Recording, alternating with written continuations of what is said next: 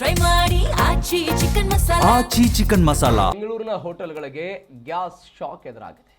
Hotel ಮೆನುವಿನಿಂದ ಎಣ್ಣೆ ತಿಂಡಿಗಳು out ಆಗ್ತಾ ಇರೋದು ಇದೀಗ. ಬೆಂಗಳೂರಿನ ಹೋಟೆಲ್ಗಳಿಗೆ ಆಗ್ತಾ ಇರುವಂತಹ ಶಾಕ್ ಇದು. ಸಿಲಿಂಡರ್ಗಳು ಸಮರ್ಪಕವಾಗಿ ಪೂರೈಕೆ ಆಗ್ತಾ ಇಲ್ಲ. ಇದರ ಪರಿಣಾಮ ಹೋಟೆಲ್ಗಳಲ್ಲಿ ಎಣ್ಣೆ ತಿಂಡಿಗಳು ಸಿಗ್ತಾ ಇಲ್ಲ. ಮೆನುವಿನಿಂದ ಎಣ್ಣೆ ತಿಂಡಿಗಳು ಔಟ್ ಆಗಿದೆ.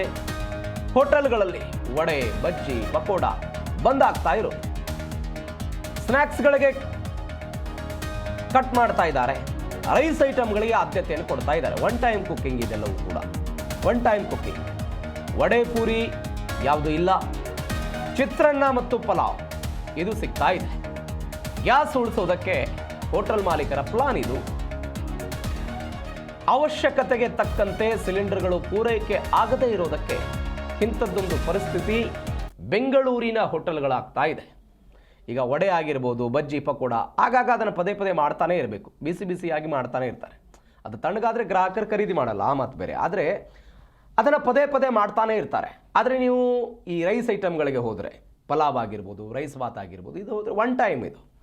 ಅವರು ಆವಾಗಲೇ ಒಬ್ಬ ಮ್ಯಾನೇಜರ್ ಕೂಡ ಮಾತನಾಡ್ತಾ ಹೇಳ್ತಾ ಇದ್ರು, ನಾವು ಒನ್ ಟೈಮ್ ಕುಕ್ಕಿಂಗ್ ಅಷ್ಟೇ ಹೋಗ್ತಾ ಇದ್ದೀವಿ. ಈಗ ಪುರಿಯನ್ನು ಆಗುತ್ತಾನೆ ಬಿಸಿ ಬಿಸಿದಾಗಿ ಪುರಿ ಮಾಡಿಕೊಡ್ಬೇಕಾಗುತ್ತೆ, ವಡೆಗಳನ್ನು ಮಾಡಿಕೊಡ್ಬೇಕಾಗುತ್ತೆ, ಬಜ್ಜಿ ಮತ್ತು ಪಕೋಡ ಮಾಡಿಕೊಡ್ಬೇಕಾಗುತ್ತೆ. ಹೀಗಾಗಿ ಅವುಗಳಿಗೆ ಕಟ್ ಹೇಳಿ ಅವುಗಳನ್ನು ಕಟ್ ಮಾಡಿಕೊಂಡು ಯಾವುದು ಒನ್ ಟೈಮ್, ಒಂದು ಸಮಯಕ್ಕೆ ಮಾತ್ರ ತಯಾರು ಮಾಡಬಹುದಾದಂತಹ ಆಹಾರ ಪದಾರ್ಥಗಳನ್ನು ಇದೀಗ ಹೋಟೆಲ್ಗಳಲ್ಲಿ ತಯಾರು ಮಾಡಲಾಗ್ತಾ ಇದೆ. ಅದನ್ನು ಮಾತ್ರ ಗ್ರಾಹಕರಿಗೆ ಕೊಡಲಾಗ್ತಾ ಇದೆ. ಕೆಲವೊಂದಿಷ್ಟು ಹೋಟೆಲ್ಗಳಲ್ಲಿ ಸಿಲಿಂಡರ್ ಅಭಾವದ ಕಾರಣಕ್ಕಾಗಿ ವಡೆ, ಬಜ್ಜಿ ಮತ್ತು ಪಕೋಡ ಸಿಗೋದಿಲ್ಲ ಅಂತ ಬೋರ್ಡ್ಗಳನ್ನು ಕೂಡ ಹಾಕಿದ್ದಾರೆ.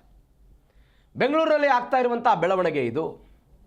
ಒಂದು ಕಡೆ ಮೆನುವಿನಲ್ಲಿ ಕೆಲವೊಂದಿಷ್ಟು ಬದಲಾವಣೆಗಳನ್ನು ಮಾಡಿಕೊಂಡಿರೋದು, ಮತ್ತೊಂದು ಕಡೆ ಇದೀಗ ಬಜ್ಜಿ, ಪಕೋಡ ಇದಕ್ಕೂ ಕೂಡ ನೀವು ಬೆಂಗಳೂರಿನಲ್ಲಿ ಸಂಜೆಯ ಸಮಯಕ್ಕೆ ನೀವು ಪ್ರದೇಶದಿಂದ ಪ್ರದೇಶಕ್ಕೆ ಹೋದರೆ ಗಲ್ಲಿಗಳಲ್ಲೂ ಕೂಡ ಈ ಬಜ್ಜಿ, ಪಕೋಡ, ವಡೆ ಇದೆಲ್ಲವೂ ಕೂಡ ಸಿಗೋದನ್ನು ನಾವು ಗಮನಿಸಿದ್ದೀವಿ. ಆದರೆ ಅವೆಲ್ಲದಕ್ಕೂ ಕೂಡ ಹೆಚ್ಚಾಗಿ ಸಿಲಿಂಡರ್ಗಳ ಅವಶ್ಯಕತೆ ಇರುತ್ತೆ. ಗ್ಯಾಸ್ ಹೆಚ್ಚಾಗಿ ಕನ್ಸ್ಯೂಮ್ ಆಗುತ್ತೆ. ಅದಕ್ಕೆ ಅದು ಬೇಯಬೇಕು ಅನ್ನೋ ಕಾರಣಕ್ಕೆ, ಎಣ್ಣೆಯಲ್ಲಿ ಬೇಯಬೇಕು ಅನ್ನೋ ಕಾರಣಕ್ಕೆ. ಹೀಗಾಗಿ ಅದಕ್ಕೆ ಇದೀಗ ಕೋಕ್ ಕೊಡ್ತಿದ್ದಾರೆ ಹೋಟೆಲ್ನವರು.